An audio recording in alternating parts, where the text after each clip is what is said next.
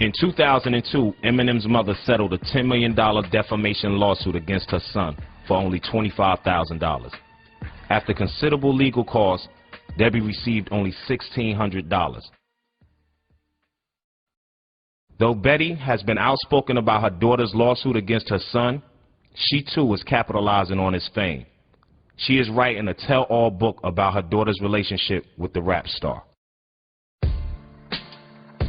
In 2003, Kim was arrested and charged with possession of over 25 grams of cocaine.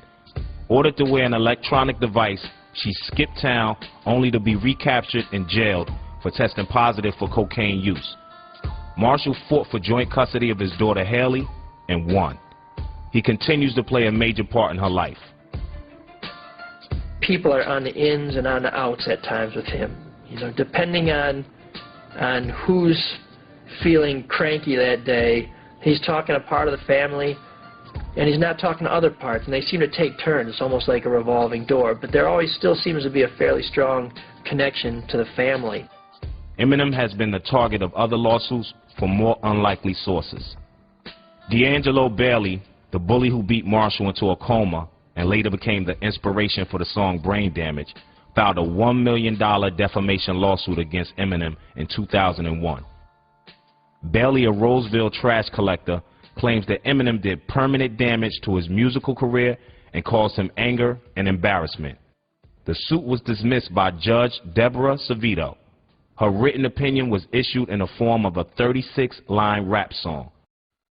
Mr. Bailey complains that his rep is trash, so he's seeking compensation in the form of cash. Bailey think he's entitled to some monetary gain, cause Eminem used his name in vain. Eminem said Bailey used to throw him around, beat him up in the john, shove his face in the ground. Eminem contends that his rap is protected by the rights guaranteed by the First Amendment. Eminem maintains that his story is true, and that Bailey used to be in black and blue. An alternative, he states that the story is phony, and a reasonable person would think it's baloney. The courts must always balance the rights of a defendant in one place in a false light. If the plaintiff presents no question of fact, to dismiss is the only acceptable act. If the language uses anything but pleasing, it must be highly objectionable to a person of reason. Even if objectionable and causing offense, self is the first line of defense. Yet when Bailey actually spoke to the press, what do you think he didn't address?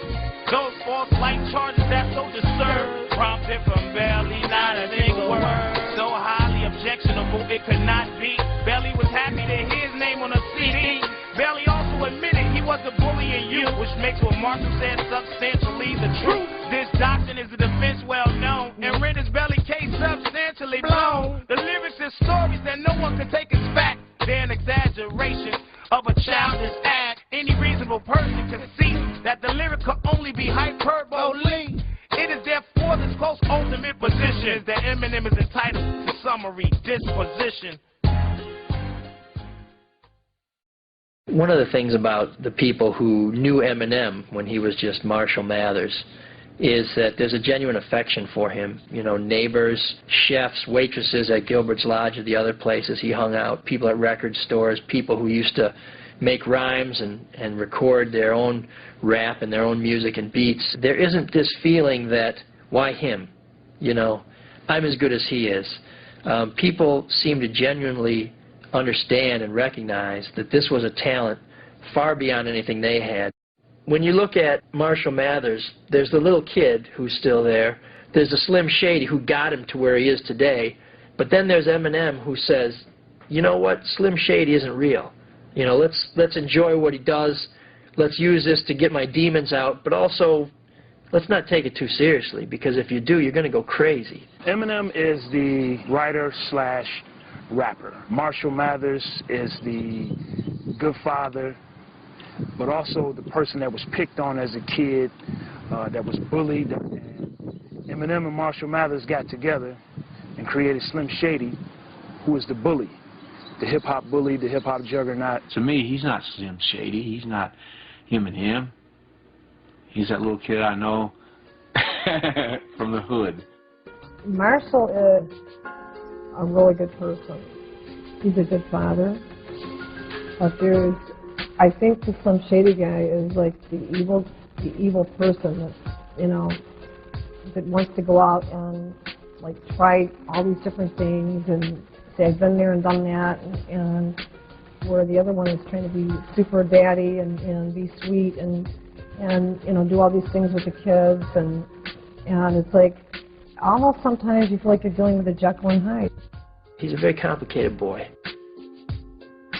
Eminem has stayed true to the city and friends that nurtured him, forming D12 with Proof, Bizarre, DJ Craze, Mannix, and others from his early days.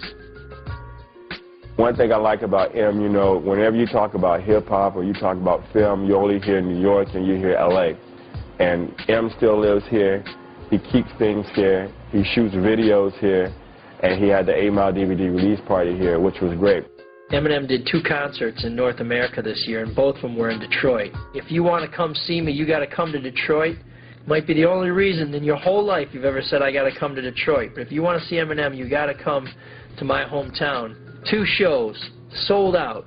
The mayor of Detroit welcomes him back as a conquering hero, even appears in a video that they showed during the performance. But when you come home and the people are welcoming you with open arms and hailing you, then that's it. You know, that's the gold standard. Detroit was here waiting for him, and I think anytime he comes back, he just has to say when, and people are going to come running. The Slim Shady LP sold over 3 million copies. The follow-up, the Marshall Mathers LP, released in May 2000, became the fastest-selling rap album in history. It was also the first rap album ever nominated for the Album of the Year Grammy. In November 2002, Eminem starred in the box office smash 8 Mile.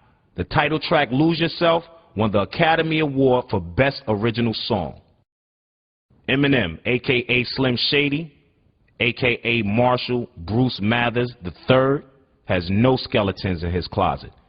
Instead, he has turned his tormented past into the world's most lucrative public therapy session.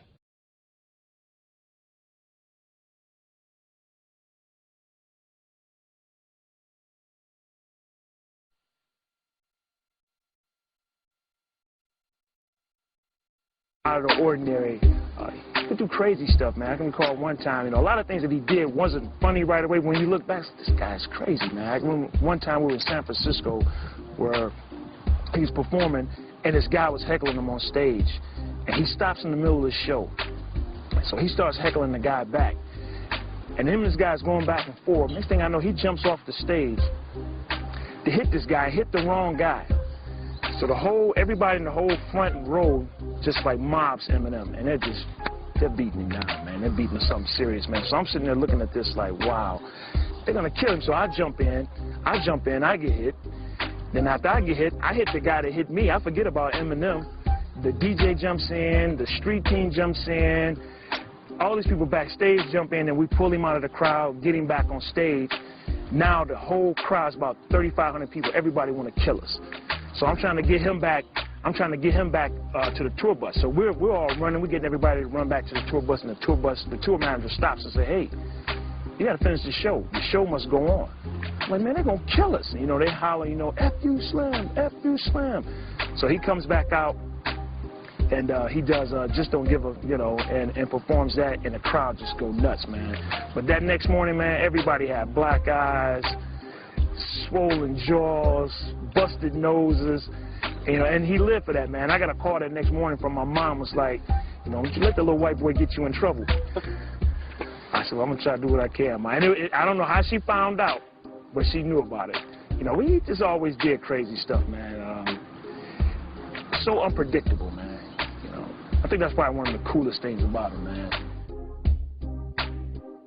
When Eminem was just Marshall Mathers, he could barely afford to shop at Kmart. And now he owns a house that was owned by the CEO of Kmart. When Eminem went out to LA, he was basically someone who had beaten the local talent, who had gotten a little bit of a regional reputation.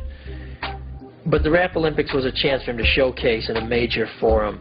And based on his performance out there, he, let me say that again. What did I say before about that? He did some good shit, and Dre dug it. I'm outie. Okay. He came over for Mother's Day. She was so happy with the bouquet of flowers he bought her for Mother's Day. It was the biggest, most beautiful. I said, Debbie, that must have cost $200. Oh my God, no, that must be $500. It must have cost $600. I mean, and she was taking care of it. It was getting all brutal. 2 weeks after Mother's Day, the arrangement's still sitting there. Oh, be careful with my flowers. Look how beautiful that is. And Haley made her a picture where she had painted, you know, Happy Mother's Day, Grandmother. And it had a big house on it with the sun shining, you know, a typical little girl. And it was a beautiful picture. It was real big, about like this. She still has it. She took it off the wall, though. And it was really neat. How about this long neck? Do I need a jacket? You really actually look like Audrey Hepburn. I don't want to look like her. No, in a good way. Audrey Hepburn with fleshed out with more womanly features. You know what I mean? Mm-hmm. Well, I was told I looked like Reba McEntire for years. It is. For years, I was her. It's one of those things, man, you can't wait to see what he's going to do next. It's like watching a living